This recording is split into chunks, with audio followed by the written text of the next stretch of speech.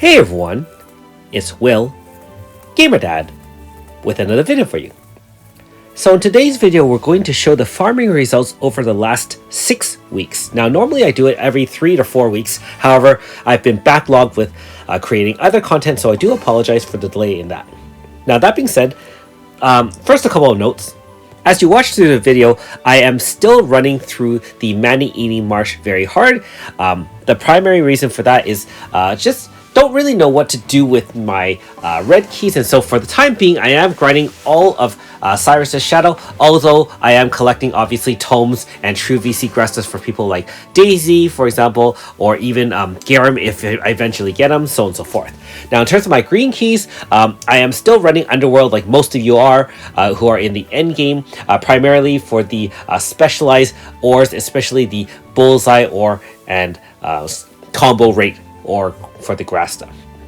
Now that being said, I just want to share my thoughts over the last few weeks, and obviously this is in context to what happened to me with the Eva banner. And so for those who have been following along the channel, you'll know that I have spent a total of 21,000 stones, free stones of course, but still they're hard-earned stones on one of the most anticipated banners. Eva was global first unit, our second global first unit, the first one being Melissa, and I touted her as a not really a must-have unit, but certainly a very desirable unit, and being that she was global first, I really want to add her to my roster to use her and demonstrate her in future videos, boss fights, and so on and so forth. So as I mentioned before on a previous video, as a YouTuber for creating another eating content, although I really try to follow a lot of guidelines when doing my own summoning and advising you all on summoning guides, there is actually a little bit of internal pressure for me as well to kind of balance having enough stones obviously to save up for the correct or future banners, but also to balance it out with getting new and fresh units so I can do 5-star reviews and use them for kind of updated super boss fights to show people a variety of strategies, either for entertainment's sake or just as a strategy guide to take on some of the more difficult content in the game. So as a side, some of you may be wondering, what now, Will? You're down to, only 3,000 stones, and for some of you, 3,000 is still very, very much. However, you can clearly see that no amount of stones is necessarily safe from an ugly run at one banner. So some takeaways from lessons I've learned, although I've already known these before, but I'll reiterate them, being that you can see firsthand the destruction that can happen when you get out of control on a banner. First off, definitely set a spending limit on a banner, whether or not you want to spend 1,000 stones only, sometimes 5,000, and I feel that 5,000 on average is a really good try. Remember that on average, if it's a full rate up banner, that is on AS banners where you want both forms, either normal style or the AS style, or even on a split banner where you want both forms and they have to upgrade it 4.5, 4,000 stones gives you about a 2/3 chance of getting the featured unit of either one.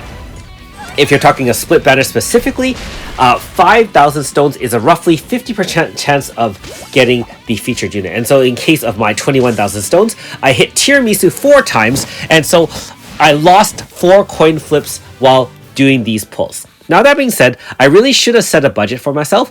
If you're really wondering some of my thought processes when I was pulling on this, I had already discussed with my friend and also set in mind what I was going to do in the case of my pulls, and I was actually expecting about 10,000 stones and to stop at 10,000 stones regardless of the result. So win, lose, or draw, I should have stopped at 10,000 stones. Now what happened is, as I was pulling, or should I say getting Gamer Mob to pull, we were hitting a lot of 5 stars. Now, they weren't necessarily the most powerful 5 stars, but a lot of them were new to my account, and so I felt that was almost like a good omen. Lots of 5 stars, lots of good 4.5s, and so on and so forth.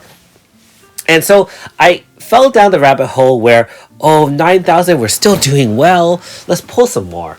And then after a little bit more disappointment, it's only a few thousand more stones, I'm sure we'll get it. And these are the kind of rationalizations that you can tell yourself when you're past your spending limit. And regardless of if you want to say applying to gachas such as Another Eden or even your own personal finances, I'm sure at times we've all said, oh, it's only another $20. Oh, it's only another this. Or I'm sure it'll be fine.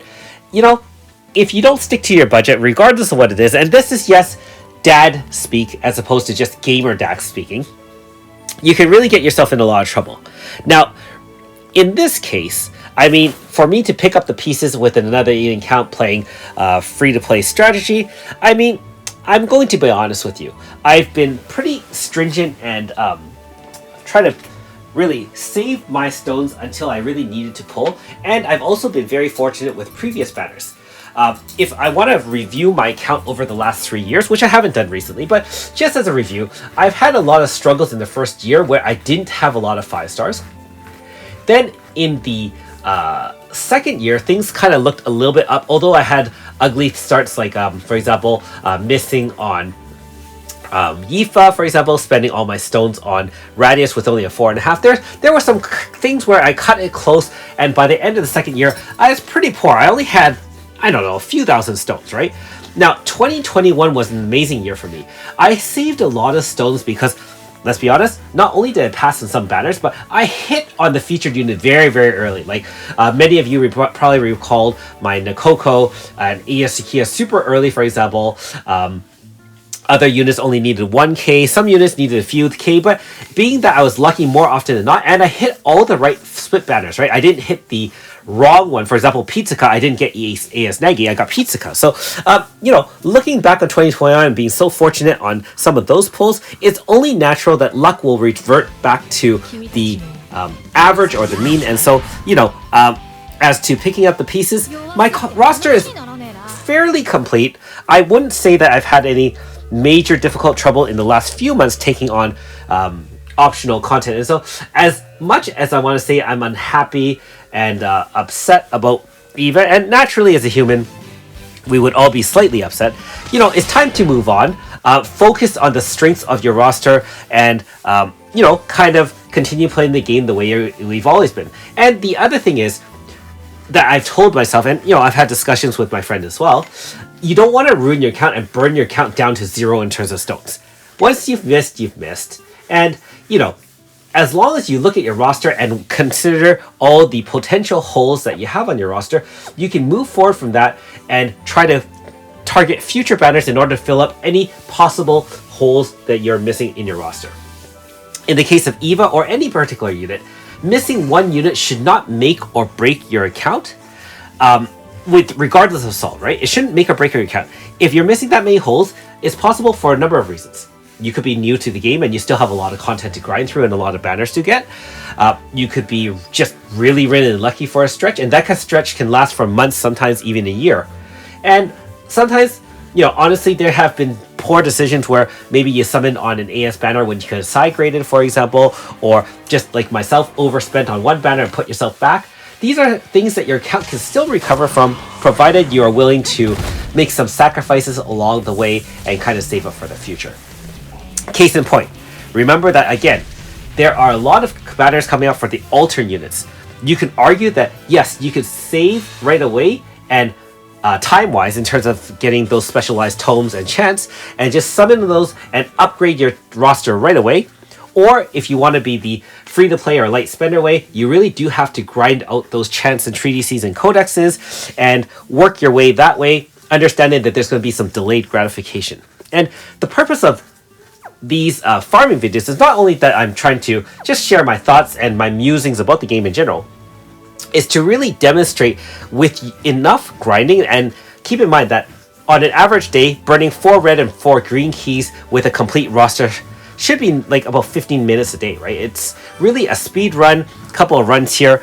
If you're having trouble finishing off the keys very quickly, you're best off just getting 1 or 2 really strong farming units and just building a roster around that. And pretty soon you'll be running green keys like a pro. Like the Man-Eating March, if you bring in a decent Earth team, either AS Sabame, you got AS Clark at this point. I mean, there are a lot of options even as free units. You can bring Mei. You can want to walk through this in 90 seconds, right? And then that's 4 rounds of 90 seconds. And if you watch this video, and I was just counting the number of chants I got over the last 6 weeks, almost all of them were from the man-eating marsh. Like, they dropped, like, of course, obviously very lucky, but remember that on average, if you run all your red keys, you still get around 2 chants a month from those red key dungeons. And so, getting a couple extra chants for your potential next 5-star, getting some treatises, and remember, treatises, chants, codexes, and the new books for the altars will all drop from things like Man-Eating Marsh, right? So just a reminder that these videos are there as a motivational tool to remind you that this is a way to bypass some of that bad gacha luck, to just grind your way up, and in accordance with and in combination with good summoning habits, you will have a very strong roster in no time at all, right? If you're in the early to mid game, you have lots of stones, lots of content to save up and grind through. If you're like us in the late end game, yes, daily stones become very, very limited. And so you really are forced to use every resource you have to bolster your roster. Not just from summoning, but from upgrading your units and also learning how to play those new units as well. I actually have a lot of side grades I still haven't done. I actually do have enough, for example, at the time of this video, of side grading, for example, AS Victor. By the way, he looks really, really awesome. I have to upgrade AS Radika. I've already side graded AS Silly, and I haven't even used her in the fight yet. And that's not just bragging or anything like that. I've been relying on using strategies using my 255 Aldo, and really, I should be flexible and trying out different team strats. I know that AS Silly is quite powerful. I haven't even done a 5-star review on her because I haven't even played her enough. And so these are like looking on your roster and kind of reanalyzing and seeing, do I have what I need? If I'm missing a unit in a video or someone else's video, do I have what it takes to substitute? And these are things you can use to hopefully build extra strategies and learn a little bit more about the game in order to take on some of this difficult content and also to enjoy the game as well. Like, having a large roster, you can mix and match your team. You can be like, okay, today I feel like using a blunt team against the boss. Oh, I think this slash team will do well. Or, hey, let's see, for my wind team, I could use wind slash. I can use wind pierce. I can dust off the Suzette with true manifest. Or, I wonder what I should do with this water pierce team with Sheila and AS Form. These are kind of thoughts I use when I do tackle on super bosses, and it's also kind of fun to brainstorm and see, hey, will this team work? Anyways, thanks for listening to Gamer Dad's musings of the day, and again, wish you great luck in farming. Remember to use those keys. Thanks for watching. We'll see you next time.